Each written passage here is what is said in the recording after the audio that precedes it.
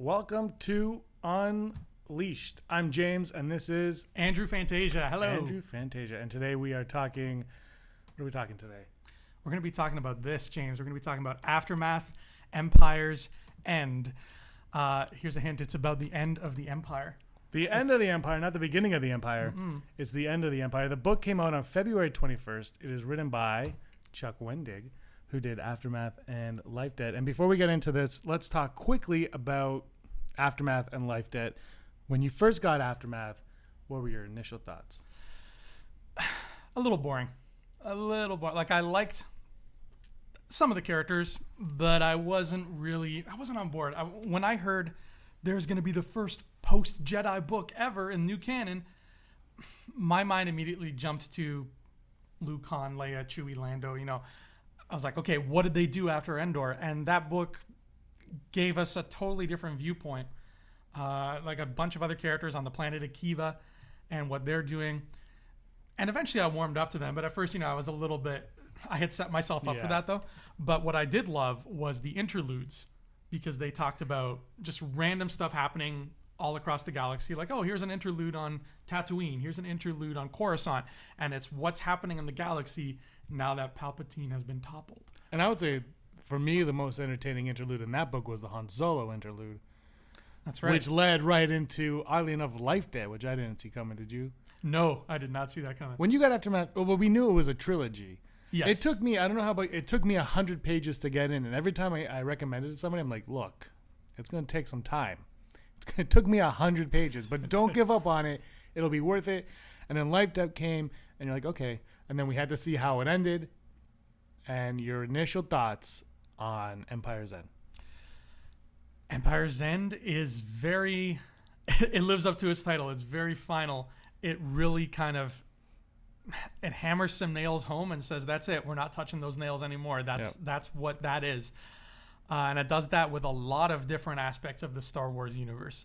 So if you're the kind of person like me who's looking at stuff from the originals and from the prequels and is like, okay, well, how did those end up? Where did those stories finish?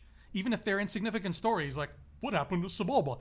That's not in this book. But if that's the kind of thing that's going through your brain, chances are it'll be covered in Empire's End. And I think if they did go into the Sebulba thing, I think that's what really would have propelled this book to the next level. It would have made this a way more entertaining book if we got some Sebulba. Mm. Well, we all know what happened to Sebulba. He became president of a small nation. Snoke. I knew it. Okay, so we are no more spoilers. No more spoiler free. We're going to go spoiler heavy going Very forward spoilery. now. So my problem with Aftermath, the original Aftermath, was Nora Wexley and her continuing ability to survive death. Even when it was written that she died 3 times, she kept coming back from the dead. Nora Wexley is Wile E. Coyote in the first book. Anything happens to her, and she's just I'm happy to say that in this book, Mr. Bones takes on that. Yep.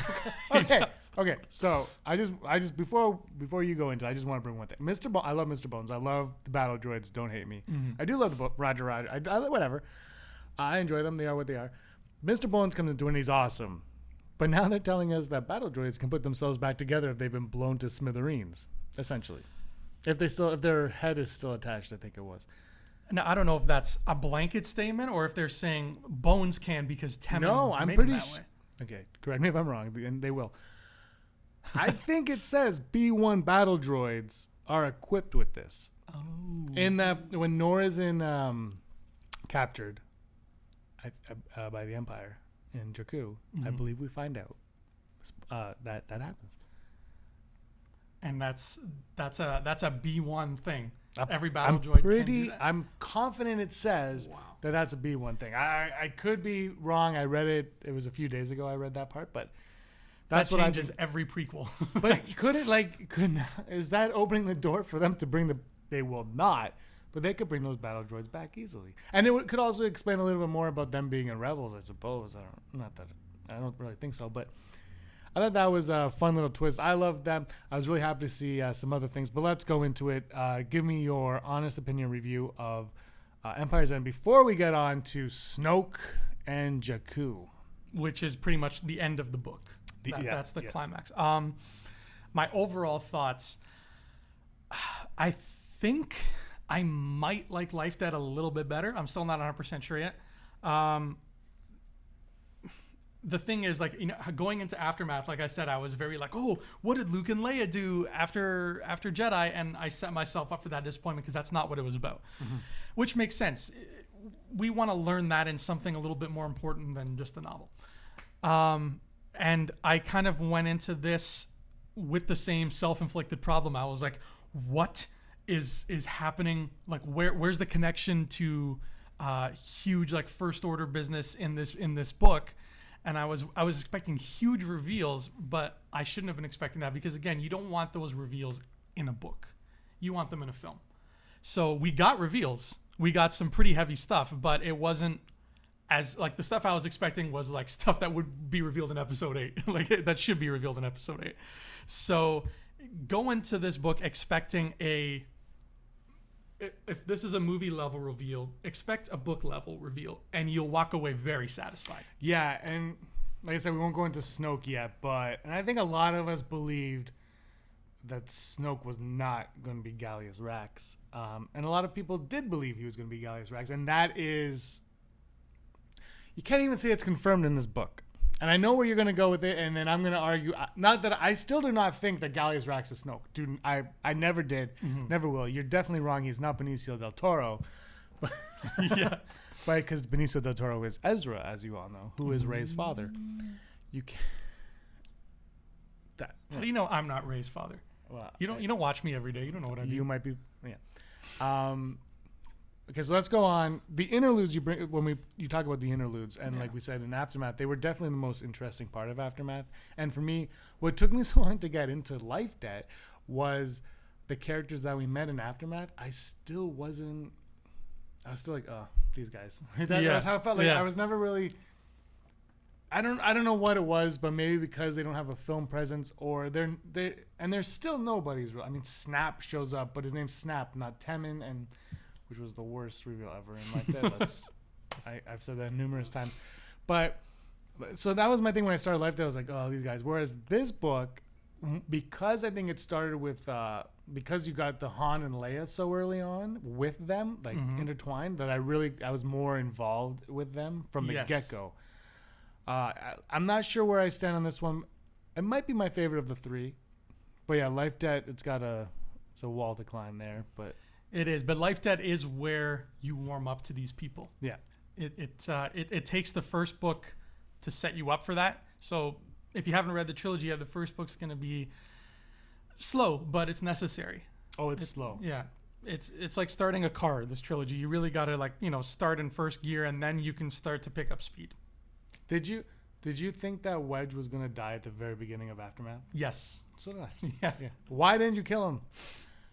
So let's talk about Porkins being Rey's father. Yes. Because that was confirmed by Lucasfilm. They put up a picture that showed that the Yellow Squad that is it. That you find out that this is where she gets that helmet is from this book. Right. Which, did you need that Easter egg? No, but it was fun. Yeah, it was very, very subtle. Like if you blink, you miss it. Like it's. Where would you put this? I'm gonna give you Bloodline, Lords of the Sith, Empire's End, and I'm gonna pick Lost Stars. Catalyst. Not Lost Stars. That's too easy. Catalyst. Okay, so I'm ranking them. That's what I'm doing. Where would you put this one in that mix? For people that are looking to read books. Right. So of the four you mentioned, I would put Lords of the Sith at the top. I would put Empire's End, and then very shortly after that, Bloodline, and then I don't remember the fourth one. Oh, Catalyst. Yeah, Catalyst would go underneath. Catalyst's still great, but it would go just underneath. Like, it's very tight.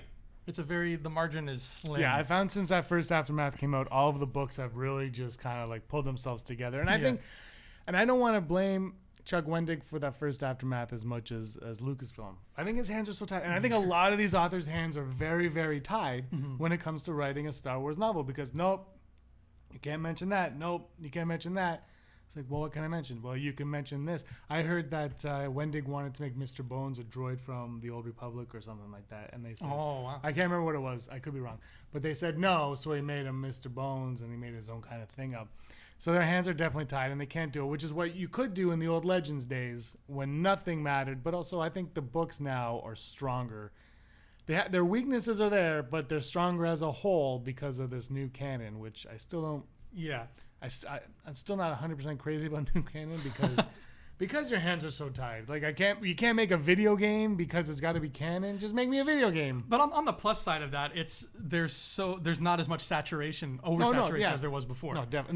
Yeah. And I guarantee, as soon as we find out what Luke was doing, it's gonna open up the floodgates a little bit in terms of what people can and can't write about. Yeah. Oh yeah. And then we're gonna get once 8 and 9 are done. Yeah. I think we're gonna get some weird random book every day. So let's talk about the lead up now. This book, the whole trilogy really, and because in Force Awakens we learned about Rey and Rey's planet of Jakku, and we were all like, well, it's Tatooine Light. That was that's what it was. And then when you watch the movie, it's Tatooine Light. There's nothing, but they kept hinting something's going on in Jakku. The first Aftermath gave us that one shot, like hinting at Jakku, Mm-hmm. and then Life Dead was, whoa, okay, Jakku is leading to something. And this book is all about Jakku, getting to Jakku. Why is the Empire on Jakku? What's going on there? What is the significance of Jakku to the galaxy? Andrew Fantasia, what is it? Okay, like we said before, if you care about spoilers, you should not have been watching this far. If you haven't read the book and you don't care about spoilers and you just want me to tell you what happened and you don't want to read it, then I'm going to do that. So here it is. This is the big reveal of Aftermath Empire's End. And like I said, it's not movie big, but it is big. Yeah. And the importance of Jakku is that it is one of, they don't say how many, let's say a dozen planets. I'm assuming there's about a dozen of them that were hand selected by Sheev Palpatine himself, the Emperor, back in his glory days as a contingency plan. The Emperor is a guy, he's got his bases covered. He's a guy who doesn't like to just rest on his laurels. He knows people are going to try to take him out. So just in case that happened, he had this plan going. And his contingency plan involved what are called observatories. And observatories, in the sense of this world, are facilities built by the Emperor that are basically, they send out probe droids out into the far, far reaches of unknown space, outside of the galaxy. Basically the Bermuda Triangle of the stars, where, if you go there in a ship, you're not coming back. So he sends probes out there. And over the course of many, many, many years, these probes have been slowly drifting out into the wild space and mapping it. They've been taking basically Google Maps pictures every second and mapping out what is out there. And every observatory is connected to some of these droids, and there's a computer in it that's slowly just mapping what's out there. So because Palpatine is looking for a second galaxy, because he says he can feel the presence of something very big and very strong on the dark side looming out there in wild space, and he wants to connect with that, take its power. And basically his whole scheme is, if this galaxy here tries to usurp my empire, fine, then I'll go to this unknown region and I'll start over there, and that galaxy will start with me. It won't be one that I took over, it will be mine that I began with. And every observatory has been helping him map out a route that will safely take him there. And just before he died, it's revealed that they found a way. There's a way through. So he never got a chance to go himself, but his followers, all his homies, like Rax, like the guy who was in the previous two books, what's his name? Tashu? Yeah, Yupe Tashu. Who I always thought was like Shredder's sidekick from the Ninja Turtles. Yeah, movies. exactly. He would be awesome. He's like guys like that now have the opportunity to take Palpatine's special ships and go out there and see what's out there. So that's the big reveal that this book leaves us with, is that yes, Palpatine is gone, but his contingency plan succeeded, and now he found a way basically into, it's like the equivalent of we just found out, NASA just found out that there are other planets that can sustain life. Well, they found one that's apparently Tatooine-like. Oh, snap! We'll We'll be talking about that on this week's Rebel Scum. Oh my God, that is beautiful news. Yeah, it's crazy. Watch this week's Rebel Scum podcast. You can find that out. So, okay. So you read all 3 of these books. You've been promised something about Jakku. Did this live up to your promise of Jakku? Of Jakku, absolutely. Yeah. Yeah. Jakku, it made it very important. And the Battle of Jakku, which is what this trilogy's been building up to, is like the second half of this book is that whole battle. It's a big battle, which makes sense. That is the final battle of the rebellion versus the Empire. That's where the war ends. So all the ships that you see Rey scavenging in fall in this book. The ship, the Star Destroyer at the end of Lost Stars, is very briefly mentioned. It's hovering over the sky here. You don't see it crash here, but you know eventually it's going to crash. So yeah, the Battle of Jakku really leaves its mark on a lot of stuff that we've seen in other parts of canon so far. So, follow-up question. Yes. The link to the unknown regions of the universe. Do you think that will be played out in another novel? Or do you think that could potentially be a spin-off film, a new Star Wars story for us to be told? They have not announced the 3rd one yet.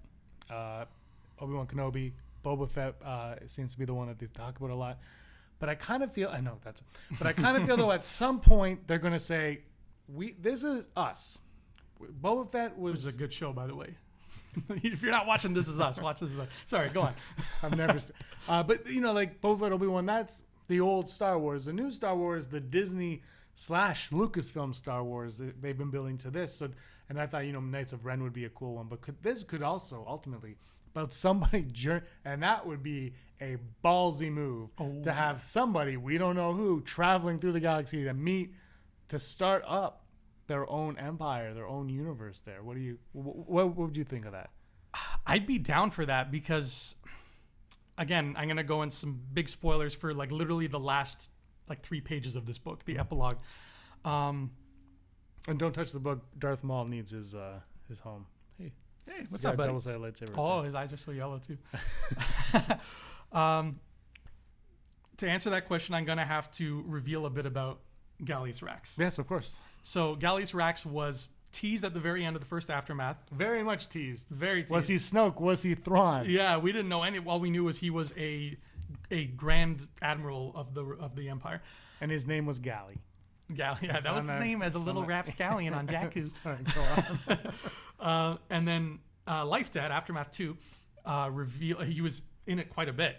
Yes. And it revealed his past, that he was an orphan on Jakku, of which there are many. Jakku is full of orphans for some reason. And he stumbled upon the dig site when Palpatine was making the observatory 30 years ago. And Palpatine kind of took him under his wing, and he's like, I like you, boy. Come work for me. And that's the extent of what we learned about Rax in the second book. Now, in the third book, Rax is pretty much a main character in this book. He's all over the place. Yeah. And so, the thoughts were always like, oh, is Rax Snoke? Is Rax Benicio del Toro? Is Rax Jar Jar? There was a lot of... He still might be. That's very much up in the air. This book puts some of those theories to rest because Gallius Rax does not survive the end of Empire's End. Maybe. He is... he's shot multiple times. Is he shot here and here? That is... Snoke has... That's a good point. Is he shot there and there? Because if he shot there and there, he's Snoke. That's a really good point. I mean, he was shot at least once in each shoulder, once in the leg, once in the stomach, like the sternum. And then he's just left to die. So it's pretty presumed that he did not make it out. I think we hear him like gurgling and taking his last breath. Yeah. So it's a fair chance he's not getting up from that. He's having a bad day. But this is the Star Wars fandom, and everybody will believe that he is alive, and he is still... Yeah, he's exactly. Not Snoke. He's going to be the villain in the next trilogy. Right. He's Rey's daughter. So the plan was initially to run... All the people who are still loyal to Palpatine are supposed to meet up at this rendezvous ship, I think called the Imperialis or something. Yeah. The Eclipse. No. Yeah. The Eclipse, which is from it's Legends, I believe. It's the Black Star Destroyer that Palpatine has. This one is, yes, they brought that back. Yeah. That's in here. And basically the Eclipse is the ship that's going to ferry all of his followers into this next galaxy. So the plan is, okay, kill however many rebels, however many Imperials are against this plan, and then meet up on the Eclipse and just sail away and find out what's out there. So Gallius Rax does not live to see that to get that far. However, Admiral Sloan, she does. We've been following her since A New Dawn, right? She's been around, like, as soon as New Canon started. Sloan has just been popping up everywhere. Yeah, she's been everywhere. Yeah, I think she's in a comic. Is she in Poe Dameron? I don't think so. That's something to ask Brock. Yeah, I don't think she was in a comic. I just can't remember which one. I'm not sure which comic. I couldn't tell you. If any of you know, let us know in the comments below, please. But she's literally the spine of the new extended universe canon. Like, she's everywhere. And so she is the one to take out Gallius Rax, because she was never really trustful of him. Well, this book is about her journey to finding Rax and putting an end to Rax, because she wants her empire back. Exactly. And Rax's empire is a very different one from hers. His is more like a cult. Yeah. Which is what the First Order is really coming across as in Episode 7. So Sloan takes out Rax, and she leaves with his group of followers, which includes a very young General Hux and his father, and a bunch of Jakku children that they had brainwashed into becoming soldiers in a very frightening way. Like, those kids, did you get to that part where they I finished the book, Andrew. Oh, okay. All right. Yes. Yeah. So Rax is last time we talked, I didn't finish it. I finished it since then. Okay. So, like, when Rax has the kids like sort of brainwashed to do whatever he wants, and he basically points at somebody, he says, kill them, and the kids like rip this person. This is a very dark book. This is I have something to ask you now, because the new First Order is the same. That's how they get the Stormtroopers. So Finn would have been in this world. Do you think it is realistic now for Finn to just turn the way he turned in some way? Or does this, and I'm sorry to interrupt you, but we have to go on. But does this also maybe perhaps prove that Finn is Force sensitive in a way that maybe the Force is what helped him I don't think he is. This is just an observation perhaps, because he would have been brainwashed from a young age, and you mentioned what they do, and you can't tell me that in these 30 years, 29, whatever years in between, that they've gotten soft. They clearly haven't with Phasma and the other ones.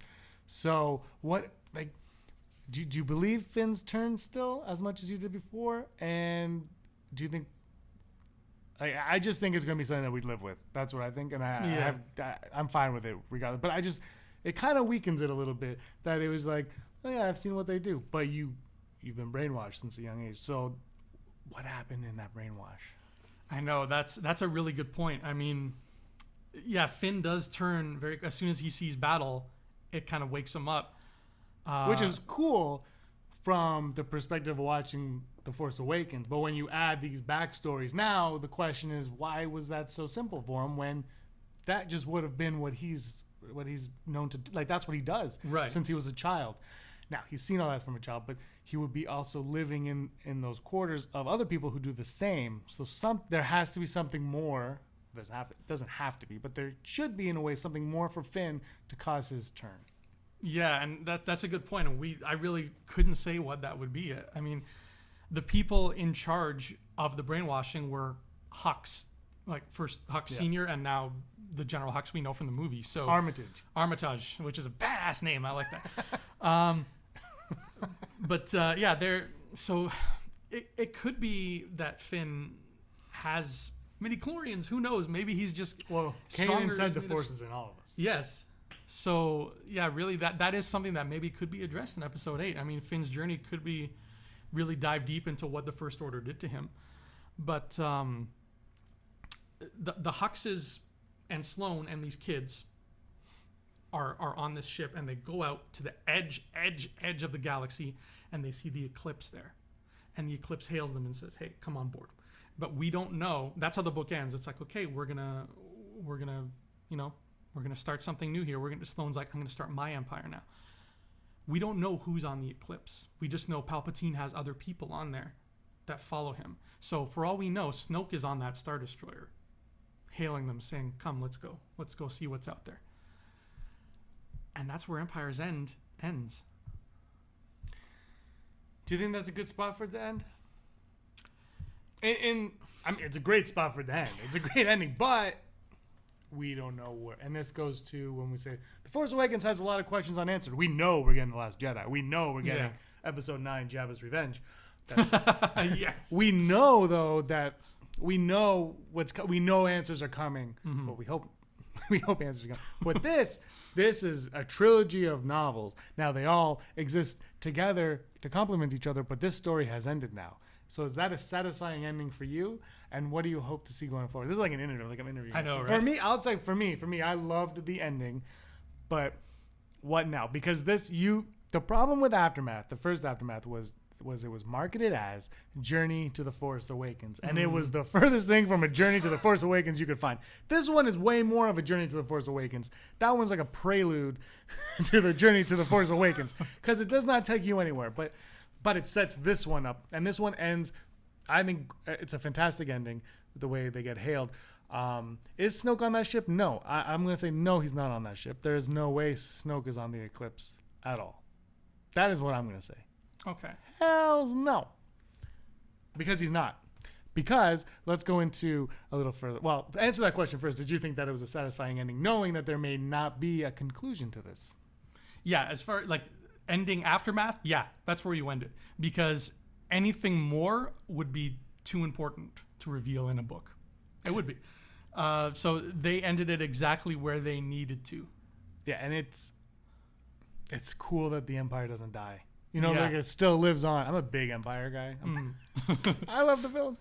No. Did you see the TIE Strikers come back at the Battle of Jakku? Yes. I was so excited. They're good at threading it all in. Yeah. Those are cool ships. Brock has the T-shirt. Remember we got the T-shirt with the TIE, and we're like, "What ship is that?" This is way before any of that. But let's So now, okay. So they get hailed. You don't know they're on the Eclipse. They're going to go into this region of the galaxy. But something happens earlier on in the book. Not much, but throughout the book, we find out with Palpatine and the acolytes of the Beyond that some darkness, some dark side, something is hailing them, right? Right. Now, they go after Vader. Can't sense these though. No, he can't. Palpatine feels it, and he knows that Vader can't sense it, right? Mm-hmm. So, okay. What are your thoughts on that? Why would it be Palps and the acolytes? I'm assuming it's just because Anakin started light and then embraced the dark, whereas Palpatine and the acolytes seem to just be like, screw the light. The dark is all we want. Maybe they've just enveloped themselves in it so strongly that they can hear the call, whereas Vader's is a little bit muffled because there's still conflict in him. Yeah, that seems to make the most sense, if anything. I'm going to throw something out there. And we're going to talk about this on this week's Rebels Scum podcast as well, which will be up, I believe, in a day or two. This message that is being heard, I'm going to throw this out there. I'm going to get shot in the face with hate.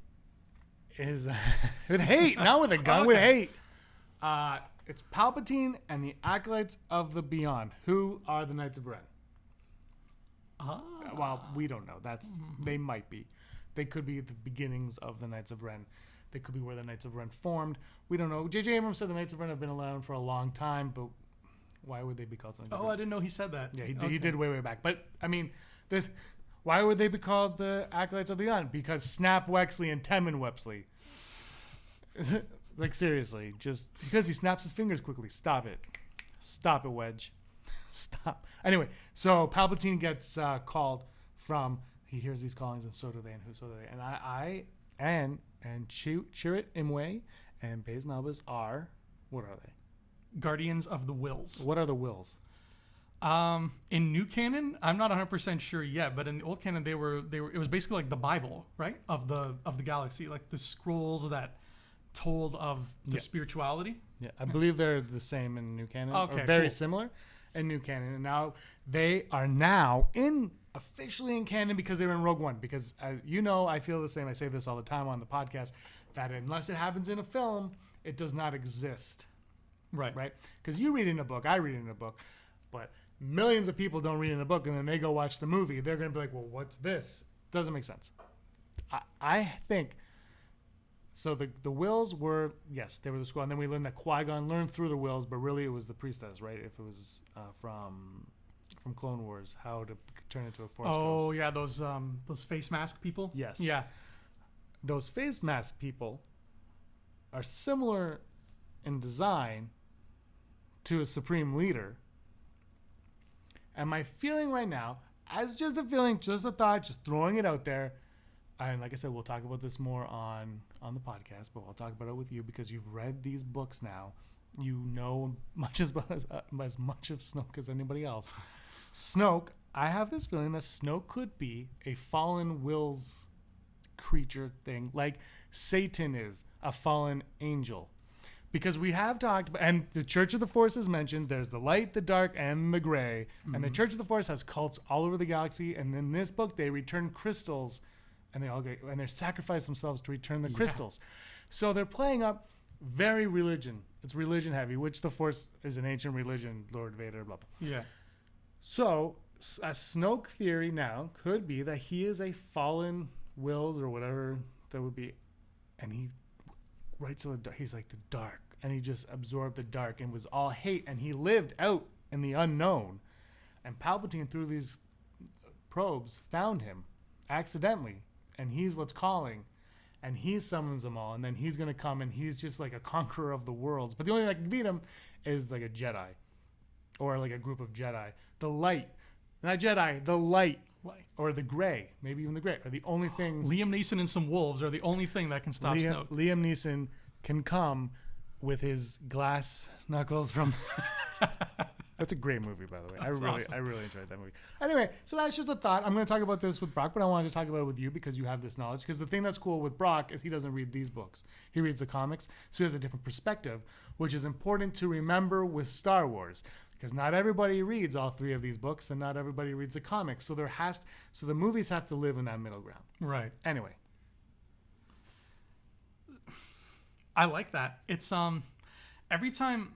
Clone Wars has done it a lot, where every time they get into what's really out there in terms of the Force, like the Will's spirits or Mortis, it's really trippy and sometimes hard to follow. Like Mortis, you got to watch it a few times to kind of even get an idea of, okay, what the hell is what am I looking at right now? Like the son, the daughter, like what is that? So every time it gets really into the ancient, the living Force, I have to sort of do some hurdles in my head. And this is me, a person who breathes Star Wars, so I can totally understand if the Lucasfilm Story Group wants to not put those at the forefront just to not scare casual fans away. But okay, sorry, just to interject here. Yeah, I totally agree, because when you watch the movies are very plain and simple. Yes, and I say that they're intimate stories. They're just like Empire Strikes Back. There's nothing to them. It's brilliant, but there's nothing to it. Han, Leia are here. Luke's here, at the end. Mm-hmm. Like A New Hope, save the princess. Yeah, right. And then Return of the Jedi has Ewoks, and it's awesome. But like they're very simple. The prequels are a little bit more complex, and that's probably why people don't like them as much, aside from the acting and everything. But like there's more to them. It's not as intimate of a story. But now with the wills, you've mentioned them already, and okay, it might be too much for the audience to grasp, but you do it in a subtle way. Snoke was born from the darkness, and all of a sudden, that's all you need to know. You know the wills are a thing because we've mentioned Guardians of the Wills, so you don't have to go into any kind of detail. You just have to say he's born from the darkness. Then the novelization, he was born of the darkness from the wills, or something like that. I see. Because the other point I'm going to make, too, is in this book, Leia has Kylo Ren, but she's pregnant with Kylo Ren, and Snoke's not around. And when you read the Force Awakens novelization, Snoke has been watching Kylo from the fetus, essentially. And in this book, she says she can sense the light with Ben.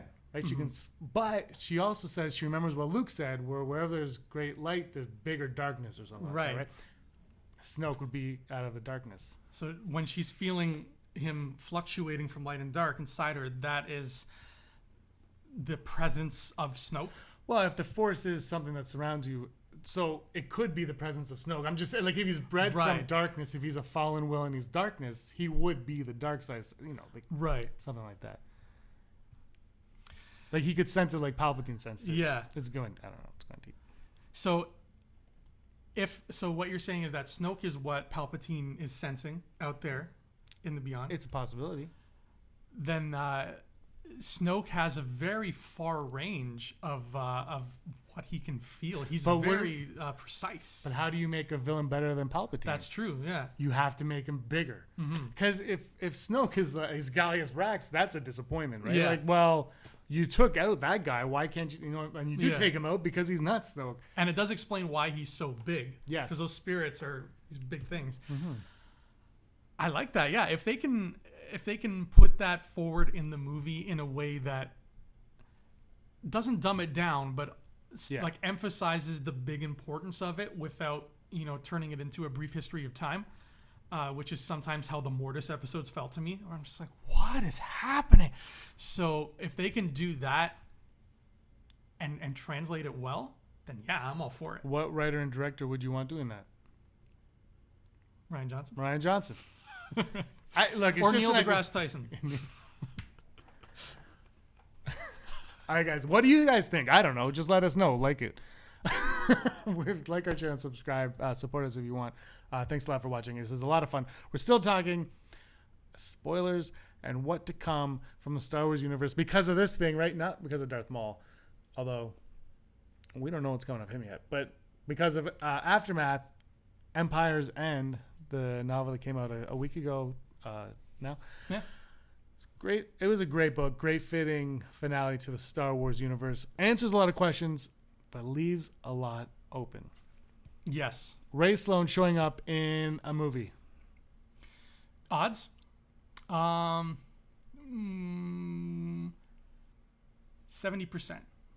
As a small character, like in Han Solo. Ooh, in Han Solo. Yeah, I could see that as like a Piet kind of character. Like she's Dandy there. Newton as Ray Sloan. Yes, called it. Do it. But, I mean, it makes sense, and I still think, and we talked about this on our. We did it was a long time ago when we did our spin-off podcast. It was before our YouTube days. We did a spin-off podcast. It's on SoundCloud. You can check it out. We talk about it, and I say how Han Solo started off as an Imperial. Right. And it was shot down. But I still think that's going to happen. I think Emilia Clarke's playing an Imperial as well.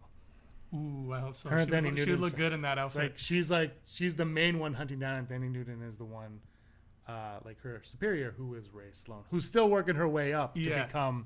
Damn. Yeah. Now I need that. Now you put that in my head. I can't get it out. That would be cool, right? Yes. I think that would be good. Do you think we'll get Journey to the Last Jedi media like we did with Force Awakens, or was that like a one-time thing because it was the Force Awakens? I have this feeling that was a one-time thing because that was their marketing, and it worked severely. Because I remember when I got Aftermath, there was Aftermath and Lost Stars side by side, and I was at this point where I didn't know if I was going to get a hardcover or if I was going to go into e-readers at the time. And it was Labor Day weekend, and it's Labor Day with an O-U-R in Canada and an O in the States. But it was Labor Day weekend, and I couldn't decide. And iBooks or whatever gives you, for some reason, like the first like 3 chapters. Usually it's 1 or 2. Yeah. Or was it 3 chapters or 100 pages? It was a lot. It was a lot of the book. It was like 60 pages of the book. So I'm like, I'll read this weekend and see what I think. And I was like, I got to the end and I was like, it's got to be going somewhere. That was my thought. And I couldn't decide what to get. And then Aaron bought me the hardcover of it. But I remember going to the store and there was Aftermath and Lost Stars. And then she bought me that. And then I went out and bought Lost Stars before I started reading that. And I read that. And then I read Lost Stars. And both of them said Journey to the Force Awakens. Yes. And both of the marketing worked on me. And neither one of them were Journey to the Force Awakens at all. So no, I don't think they're going to do The Last Jedi. I don't think they have to. And the thing is, The Force Awakens is the journey to The Last Jedi. Yeah. Especially if it's picking up right where The Force Awakens left off. You're right. Yeah, it's we needed that to kind of warm us up to get back into Star Wars into that groove. And now that we're in the groove, we don't really need it anymore. We're going on to the next song on the record. I feel like the whole kid thing though, with like kidnapping the kids and brainwashing them that you find out in Life Debt, could have happened in Aftermath. Yes. You could have set us up earlier on with it. It wouldn't have spoiled Force Awakens. We would have watched Force Awakens and we're like, maybe a clone army. We'd be like, oh, but they've been brainwashing for 30 years. That's what we. Instead, we're like, oh, okay. Yeah. Like it's I don't know. That's just me. It's like if the whole trilogy of books is like a really long movie, like a 3.5 hour long movie, you have to look at it like that. Like, imagine like the first Lord of the Rings movie. The first Aftermath is just the part before they become the Fellowship of the Ring. Yeah. You just have to get there first. And then like, it's not bad, but it's all set up and then they become the Fellowship and then they go. Yeah, because it ends with them going. Yeah. And I'm like, well, now I want to know what they're about to do. And then there was such a long gap between Aftermath and Life Debt. It's like a year. I know. And I was like, I've stopped caring about these characters. Right? But then you get into it as it goes on. But I remember like the beginning of Life Debt, I was just like, oh God, Jazz, I forgot about her. Singer, right? Nora, how many times is she gonna die this time? So Nora's showing up in a movie. I'm gonna say no. Yeah, me too. Yeah. I think she's done. She's kind of bland. I don't want her in a movie. That's the problem. I think if she dies too much, I don't know. Okay, of all these characters, who would you want in a movie? Not Snap. I think I'm gonna go with Sloan. Well, no, it can't be Ray Sloan either. No Snap or Ray. So just the heroes? The heroes, yeah. Well, because Ray Sloan's too obvious. I'm Ray Sloan too. We all want Ray Sloan, but she's played by Thandie Newton. We figured that out. Jess. I like Jess. Yeah, she's cool. When she rips off her horns. Yeah. That was the part you wanted to talk to me about, right? You were like, I want to talk to you about Jazz. I don't remember what it was. She at one point, she rips the horns off because she's a Zabrak. She rips her horns off and uses them as like a bronze knuckles. Yeah. Like and one of them's fake and it's got like a lockpick in it. Yeah. Jazz is awesome. No. What I want to talk to you about was when she meets up with Embo. Because he's my second favorite bounty hunter ever. And he shows up in he's from Clone Wars, and he shows up in this in a significant way, a small touch. Like Dengar keeps showing up. I love that too. I love the way Chuck Wendig fits these little characters in, and he doesn't use them. He's like, and it's the argument that I always make when people are like, "There's too many actors in this movie," and I bring up The Dark Knight. There's a billion characters in that movie. If you gave me a list of all the characters in that movie, I'd be like, "There's too many." But if you make the characters serve a purpose, you could fit. Dengar does not need. It could be anybody, but he chose Dengar, and it doesn't matter. We know who Dengar is. It's a cool nod. He's there. He doesn't have to do anything, but he does enough that you understand why it's Dengar. Yeah, and he's in it. Like if there had been a Clone Wars episode about bounty hunters, Dengar and Embo are in it as much as they would be if this was an episode of that. Like they're in it just enough to remind you that they're still there. Exactly. And Embo lives. Embo's still alive. So spoiler: he is Snoke. Ooh, it's the hat. He's looking for his hat. That's why he's so upset. All right, let's end the show. Yeah. Anything else you want to talk about? There's one more thing I want to talk about. I just want to see what else you want to talk about, and then we can. No, I think I covered all our bases. I just want to talk about one last thing before we go. Thanks for watching, guys. We talked about it. Scavenger Scum #1 has it, and we talked about it last week on the Rebel Scum podcast. My main boy, Misa Jar Binks.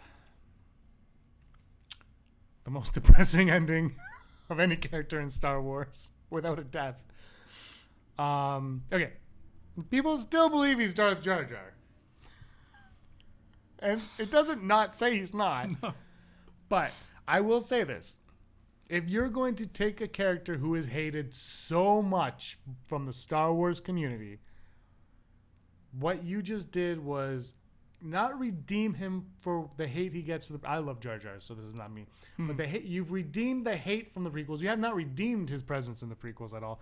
But you've redeemed the characteristics of him, and you've made us sympathize with Jar Jar, because Jar Jar was just a likable, innocent creature, unless he's a Darth, but a likable, innocent creature who was just trying to get by in the world, and he was clumsy, and nobody liked him, nobody respected him, and then all of a sudden, he got the respect and the like, and he messed up big time without even knowing he messed up big time. Now he's been shunned and he's living on Naboo as the clown, and nobody will talk to him or talk about him, just like Star Wars fans to Jar Jar. And it was, I have to say, that is, of all the books I've read in the new canon, that is the best piece I have read of all of them, because it is a conclusion to Jar Jar, and it is fitting, it is touching, and it's brave, because they don't really do anything, but they do a lot. They're like, he is a jester, he's a nobody, he's going to live his life in shame. And then he takes on this deformed orphan boy to show even more how good of a person Jar Jar is. So I just want to bring that up, and you take it. You're right. It's so meta. Like, the galaxy does to him what the majority of Star Wars fans have done to him, is they pointed at him and they said, "You're worthless. You're just a stupid clown. Go over there, stand in the corner. We don't want to have anything to do with you." And that's exactly how the galaxy treats Jar Jar now. And he just stands by this fountain in Theed and like eats fish and like juggles. And he jumps really high, because not only Sith Lords jump high, so do Gungans. Yeah, you're right. It was so touching. It was just like, it would have been less sad if they had just like had him get killed. Yeah. Like, but this really hit you, and it's just like, oh man, like the galaxy feels that way about him. He is a pariah, and he will be a pariah for the rest of his life. And he's old now. Like they mentioned, he's old. You know, he's got the jowls. He looks haggard. So he's not going to. He's gonna die very sad and alone. Probably. Well, maybe now he's got this little kid helping him out, so maybe won't be alone. But that's it for Jar Jar. The tribe has spoken, and they have voted him off the island. Speaking of voting off the island, we've been voted off the island. This has been a lot of fun. Thank you so much, Andrew. You can find him at Andrew Fantasia. I'm at Petsafina, all across the board. Look for us. Thanks a lot for watching, guys. Give us a thumbs up if you liked it. Give us a thumbs up if you didn't like it. If you have not subscribed but you want to, please subscribe. If you don't want to, well, you still can. I'm really Andrew, impressed with how fast you said that. I hope people can understand what I said. Give us a thumb sideways if you thought it was kind of good. But thanks a lot for watching, guys. Definitely check out Empire's End if you've already read the first two. If you have not, don't. But anyway, may the force of others be with you. Always. Hey scumbags, thanks for watching. Don't forget to give us a thumbs up on our video.